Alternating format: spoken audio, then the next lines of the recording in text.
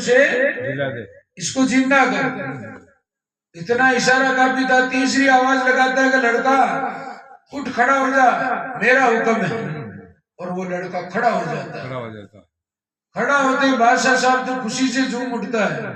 और जो द्वेषी आदमी थे, जिनके अंतःकरण में राग द्वेष की आग, उनके जाते ज्ञान भक्ति बेराग। जो जलनशील भावना वाले थे वो और जलने लगे। आज हमने तो इसको नीचा दिखाने के लिए यहाँ बुलाया, और इसने तो ऐसा काम कर दिया जो कभी होता ही नहीं, जैसा कर दिया। बादशाह साहब खुश हो गए और वो नाराज हो गए। बादशाह साहब लड़के को लेके महल में चला जाता है, और वो उलेमा लोग वो विचार करते हैं कि आज हमने तो सोचा क्या हो क्या गया। फिर वो वापस मंत्रणा करते हैं। अरे तो उसने दो आवाज तो खुदा की लगाई, खुदा के हुक्म से तो लड़का खड़ा नहीं हुआ, और खुद के हुक्म से उसने खड़ा कर दिया। तो ये क्या खुदा से बड़ा है क्या? इसने खुदा के फरमान को तोड़ा है। तोड़ दिया। बादशाह साहब के पास वापस गए। बादशाह को कहा, बादशाह साहब आप तो बेटे के लालच में आ गए, कैसे? तो उसने तीन आवाज लगाई। तीन आवाज में दो आवाज खुदा की लगाई। खुदा के हुक्म से तो लड़का जिंदा नहीं हुआ, और उसने खुद अपने हुक्म से लड़के को जिंदा कर दिया। तो इसमें क्या हो गया? इसमें उसने खुदा का हुक्म तोड़ा है, खुदा का फरमान तोड़ा है, तोड़ दिया। खुदा ही मारता है, खुदा ही जलाता है, उसने तो खुद के नाम से लड़के को जिंदा किया। तो क्या करना चाहिए? तो बादशाह साहब उसकी चमड़ी उधेड़ के उसमें बांस भरवा दो, भूसा। ऐसा उस बादशाह को राग द्वेषी आदमी भड़काते हैं। बादशाह साहब 4 जल्लादों को भेजता है, तो जाओ भाई उस मस्त को ढूंढ के लाओ। 4 जल्लाद उसको ढूंढते हैं मुल्तान नगर में। और जैसे बादशाह साहब के चारों जल्लाद आते दिखते हैं, मस्त साहब जान गए कि कोई ना कोई दूसरी बात है, लड़का तो जिंदा किया है, उसका कोई इनाम बाकी है। जो ये इनाम 4 जल्लाद है, चारों ही जल्लाद आके खड़े हो जाते हैं कि आपको बादशाह साहब ने बुलाया है। मस्त था कि क्या करेंगे मेरे को बुला के, आपकी खाल खिंचवाएंगे, खाल खिंचवा के उसमें भूसा डालेंगे। तो मस्त कहता है तेरे बादशाह के पास जाने की जरूरत नहीं है, तेरे बादशाह को मेरी खाल चाहिए तो मैं मेरी खाल ही उतार के दे देता हूँ। यहाँ चोटी से वो अपने खाल को पकड़ के और पूरी खींचता है, जो चमड़ी चमड़ी उधेड़ के और उनको दे दिया खाल, ये ले ये मेरी खाल। और तेरे बादशाह को कहना इसमें भूसा भर ले। वो जल्लाद ही खड़े खड़े देखने लगे। अब वो तो ले गए, वो मांस का ढेर ढेर बच गया। अगर ये चमड़ी का मंडावा नहीं होवे तो शरीर की कैसी गति होती है। फिर उस मंडाव को लेके वो मुल्तान नगर के बाजार से निकले, तो उसमें कुछ कसाई की दुकानें थी। वो विचार करते हैं कि ये मस्त आ रहा है, मांस की डली है इसकी, ये शरीर की, इसके जो मक्खियां लगी हुई है वो मक्खियां हमारे मांस के ऊपर बैठ जाएगी, इसको खराब करेगी। तो वो कहते हैं कि मस्त साहब ये मांस का टुकड़ा ले लो और यहाँ से सीधे आगे निकल दो।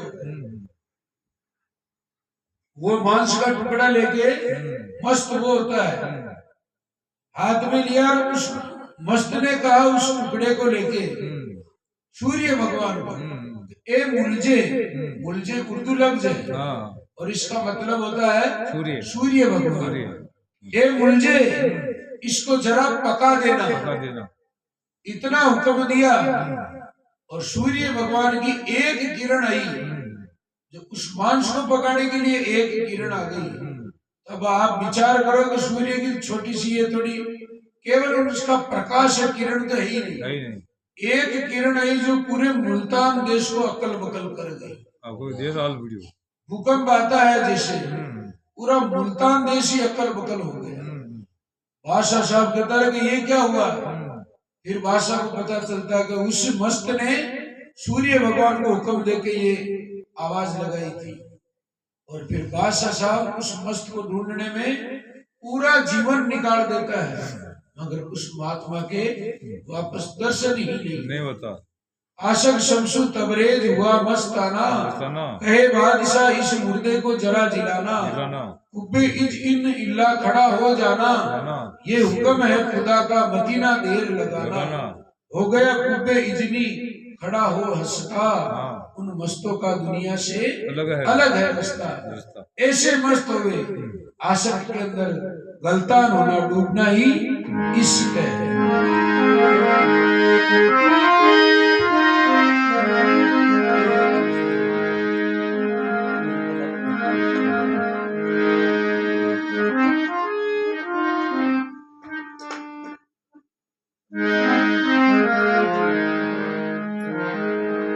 आशक सनम ने सेव का शीश उतारा, वो शीश उतारा,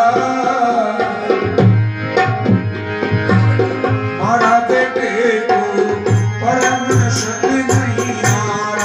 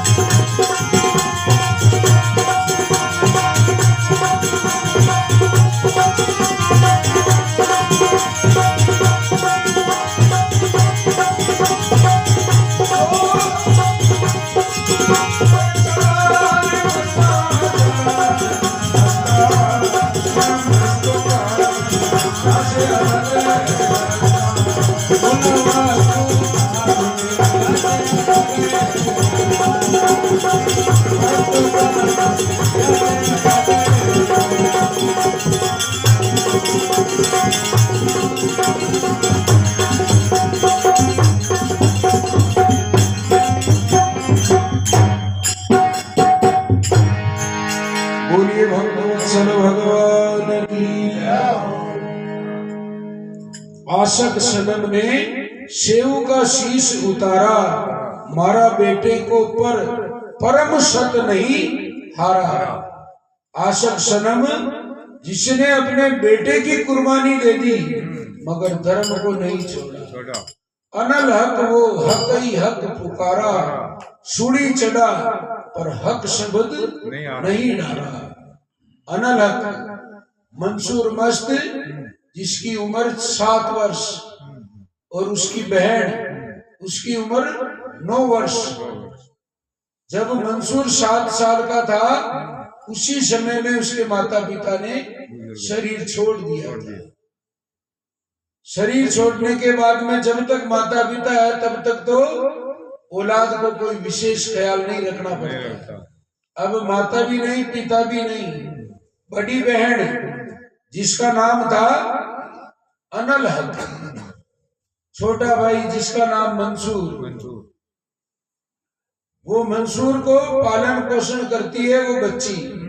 महीने 2 महीने तो आस पड़ोस के आदमी ने उनका पेट भर दिया। अब रोज रोज खाना कौन खिलावे?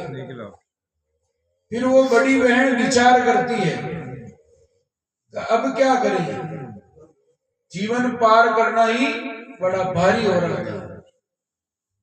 फिर उसको अपने पिताजी की एक बात याद आई। तो पिताजी बोलते थे कि खुदा कभी नहीं मरता है। दोनों स्त्री पुरुष जब बीमार हुए तो आपस में बातचीत करते थे। वो घरवाली कहती है आज तो हम हैं और हम दोनों का ही शरीर छूट जाएगा तो इन बच्चों का मालिक कौन है? तो पिताजी वापस उसको विश्वास दिलाते, कहते मरेंगे तो हम मरेंगे, भगवान थोड़ी मरता है। नहीं मरता। फिर वो बच्ची एक दिन निश्चय करती है कि पिताजी ने कहा कि भाई तो मरते तो हम मरते हैं, भगवान नहीं मरता।